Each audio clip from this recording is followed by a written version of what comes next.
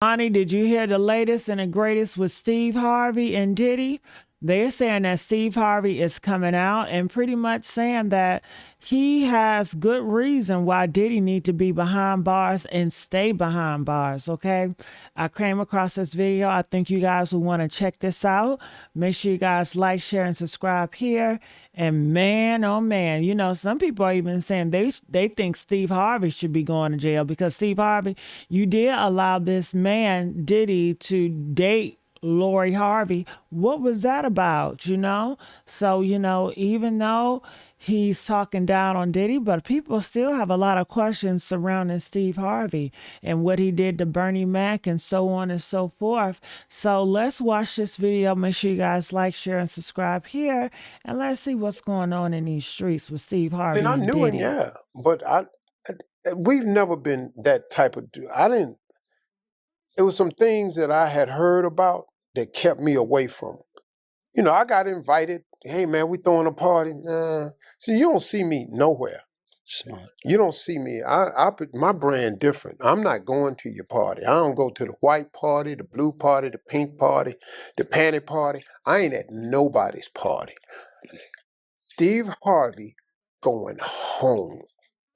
Steve Harvey just said out loud what a lot of people in Hollywood have known privately for years. In a recent sit-down interview on the One-on-One with Chris Fade podcast, Harvey was asked a simple question: did he ever cross paths with Diddy? And his answer was not what anybody expected. He did not deflect. He did not give a vague celebrity non-answer. He said he knew Diddy, but that there were things he had heard about that kept him away. He said he got the party invitations. He said he turned every single one of them down. He said you do not see him at the white party, the blue party, the pink party, or the panty party. He said Steve Harvey goes home. 5 words. And those 5 words explain more about why Steve Harvey still has a career, a reputation, and a brand that nobody can touch, while other celebrities are currently scrambling to delete old photos and old tweets and pretend they never knew the man's name. Something interesting, though, that Steve Harvey also said during this interview, he said that he stayed away from Diddy purposefully before all of this because he already heard too much about Diddy that he didn't like, so he deliberately stayed away from Diddy. This other guy as well, he will say that he also met Diddy, all right, when Diddy was in Dubai or when Diddy, traveled in overseas. And because of the video with Cassie, he can never go back to being cool with Diddy again. Now you know it's got to have been magnified back there.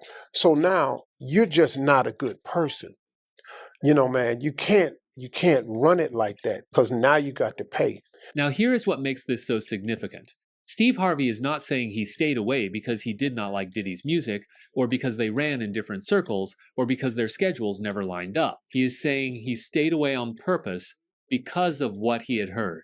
He heard things, he knew things were not right, and he made a conscious decision, a clear, deliberate, thought-out decision that his name and his presence would not be anywhere near that situation. That is not hindsight. That is not what everybody does after the fact when the cameras are on and the verdict is in. That is a man who trusted his gut years before the rest of the world had any idea what was actually happening behind those closed doors at those parties. To raise my son to at least be gentleman. Be a gentleman. Be fair. You know, don't talk to women that way. Treat women with kindness and respect. If you're that guy, you'll survive that area. Most of us do. And then if you're not that guy, you won't survive that area. He's in prison right now because you've been Puffy. You've been watching it. You turn into Puffy. If you don't respect it, you're going to do some time. You understand? And he was old enough to really get it together, but he didn't. Why do you think that with Diddy? Is it because you're living a life where there are no boundaries? You get whatever you want whenever you want. You've done everything you possibly have, and there are no boundaries. So you just keep going further and further? Yeah. But to understand why Steve Harvey's distance from Diddy means what it means, you have to understand who Steve Harvey is and what he has always stood for publicly and privately. Harvey built his entire brand on a specific kind of man. The man who leads his household, the man who is faithful to his wife, the man who shows up for his family. He wrote the book, Act Like a Lady, think like a man. He spent years on television giving relationship advice to couples, telling men to step up and be accountable. His brand has always been rooted in a very specific code of conduct: gentlemen survive, predators eventually pay. And when he sat in that interview and talked about Diddy, he was not just commenting on someone else's downfall. He was explaining why his own life looks the way it does.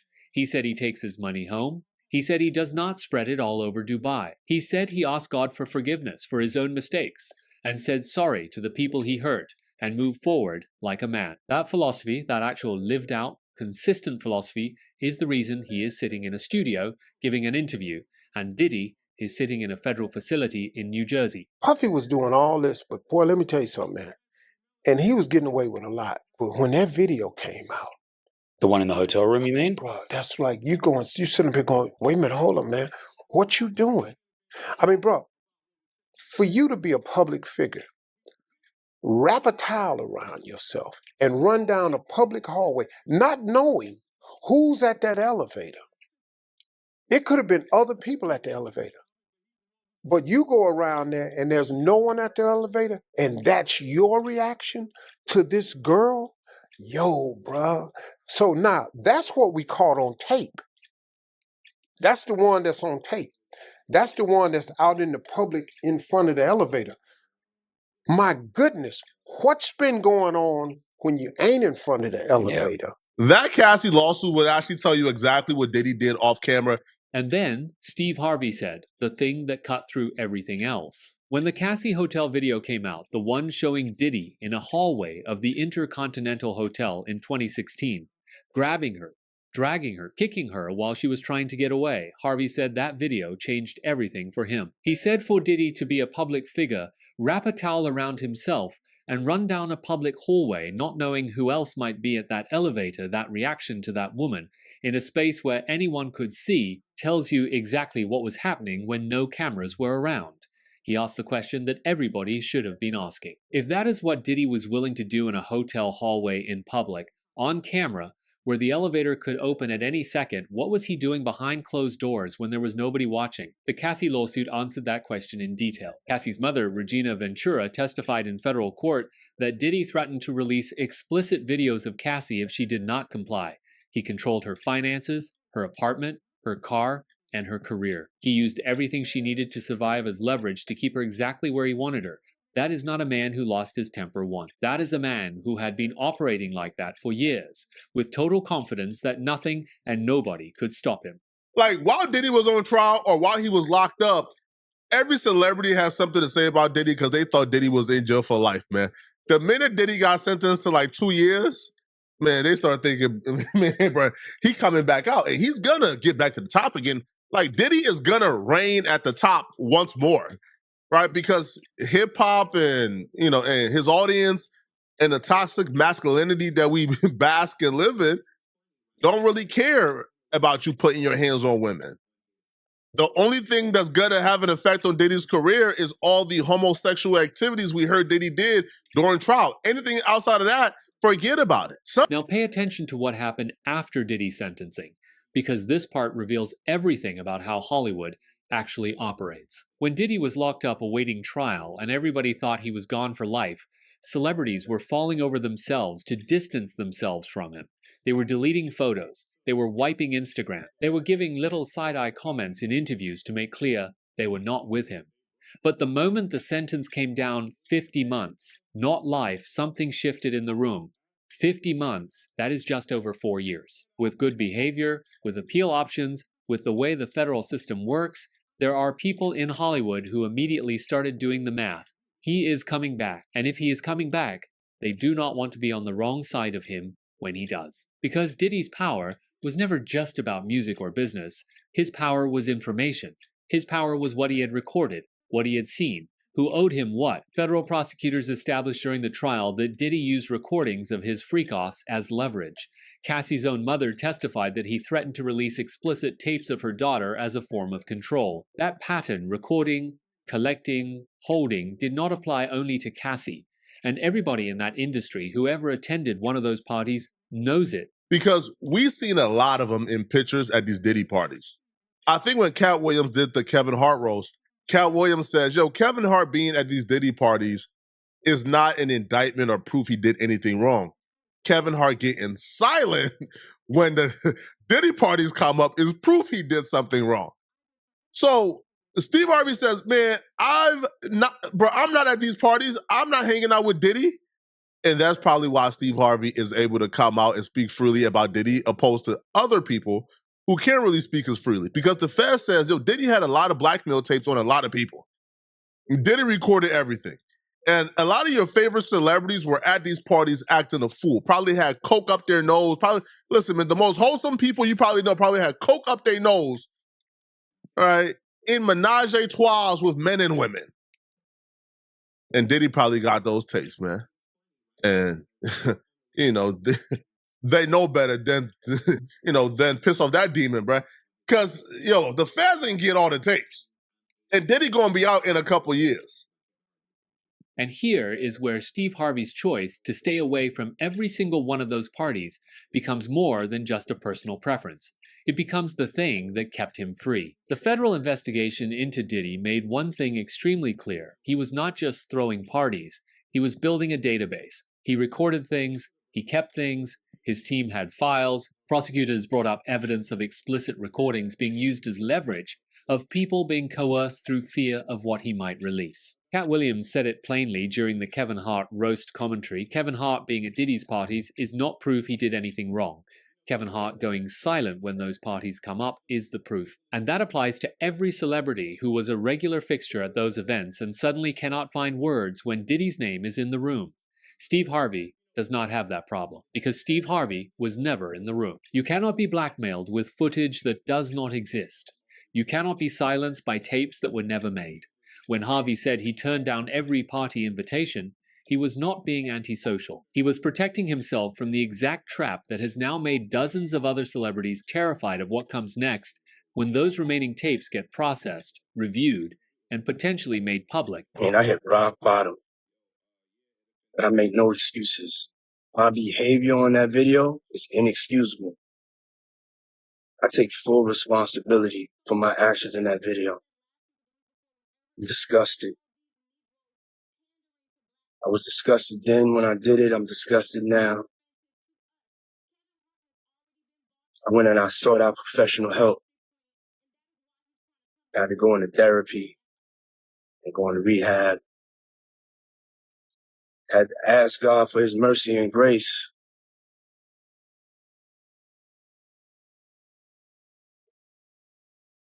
I'm so sorry. But I'm committed to be a better man each and every day. I'm not asking for forgiveness. I'm truly sorry. Right after that apology, while under federal investigation, Diddy beat up Jane Doe, which is 50 Cent's baby mama. Diddy, while under federal investigation, right, because Jane Doe came and testified, she testified that Diddy brutalized her in June of 2024, right? Diddy kicked in her door, choked her, and punched and kicked her while she was repeatedly curled up on the ground. So, like what? Like, should I say, hey, man, Diddy apologize? Yeah, he apologized and then went and did it to another woman. But here is the detail that Steve Harvey pointed to as the moment his read on Diddy went from uncomfortable suspicion to absolute certainty. Diddy made a public apology video. Many people saw it. He sat there, looked into the camera, said his behavior in that hotel video was inexcusable, said he had gone to therapy and rehab, said he had asked God for mercy, said he was committed to being a better man every day. A lot of people in the public accepted that. A lot of people said he admitted it. He apologized. Maybe there is a path forward. And then during the federal trial, Jane Doe, a woman who testified under a pseudonym to protect her identity, described what happened after that apology. In June 2024, while Diddy was already under federal investigation, he kicked in her door, choked her, and punched and kicked her repeatedly while she was curled up on the ground trying to protect herself. After the apology, after the therapy, after the rehab, after the commitment to God, he went and did it again to someone else. That is not a man who had a moment of weakness and learned from it. That is a man who performed remorse for the cameras and then went straight back to the same behavior the moment he thought he had enough cover to get away with it. Steve Harvey said it simply, sin costs you more than you wanted to pay and makes you stay longer than you wanted to stay. Diddy kept paying and paying and paying, and now he is going to be staying longer than even he ever imagined. I think you hit the nail on the head. As a man, when I see another man lay a hand on a woman, for me, that is the lowest, because I feel like it's a reflection on us. We're men. We should never lay a hand on a woman. Right. Be it even, verbally or physically, are both, horrible. So when I saw that video as well, I've met Diddy before, and he came out to Dubai and we kind of partied here, and very charismatic, a great guy. I wanted to give him the benefit of the doubt when it was all happening. And then when I saw that video like you did, that was when it was like, out. You as a man looking at that video, you going, yo, hold up, man. Yeah. Because I know some real tough dudes. Yeah. I got some friends, man, that's been gangsters the whole time they've been alive. They old gangsters now. They saw that video and went, yo, man, he tripping. Yeah. What's the matter with old boy right here? Steve, what's up with this dude? Hey man, we need to put some hands on him. Did you ever have a relationship with him? Did you ever cross paths? Steve Harvey was not alone in his reaction to that hotel video. The guest sitting across from him in that interview, a man who had actually met Diddy in Dubai, who said Diddy was charismatic and seemed like a great guy, said the same thing. He said he wanted to give Diddy the benefit of the doubt when the allegations first started. Then he saw the video, and something changed. He said he knows some real tough people who have lived hard lives and made hard choices their whole life. And those same people watched that hotel footage and said, what is wrong with this man? Because when a man who has spent his whole life in the actual streets watches a wealthy, powerful, famous man put his hands on a woman in a hotel hallway like that, and it disgusts those people, it tells you something about how far outside of any acceptable line Diddy had actually gone. Power without boundaries does not just corrupt slowly. It escalates. It always escalates. And the people around Diddy who saw the escalation and said nothing, who kept going to the parties and posting the photos and taking the checks, they are the ones who now cannot speak freely. Steve Harvey can speak freely because he never got into the car in the first place. Now, both sides, both ends have valid opinions. Like Stevie J saying, hey, listen, Diddy getting a Fed indictment based upon a lawsuit that Cassie filed right around the time he's going up against some powerful billionaires is a little suspicious. Hey, you got me.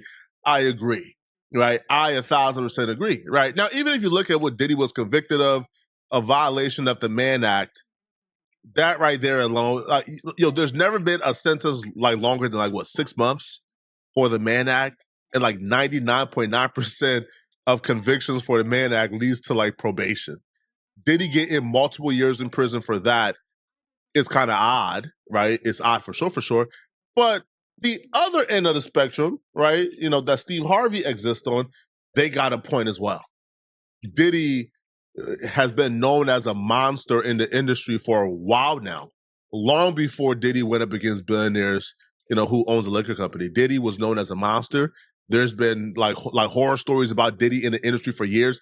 Diddy has gotten away with a lot of really, really, really, really bad things. He was a bad guy. And when they see Diddy in jail, especially after seeing the Cassie video, they're like, yeah, he's a terrible human being and he deserves to be in prison.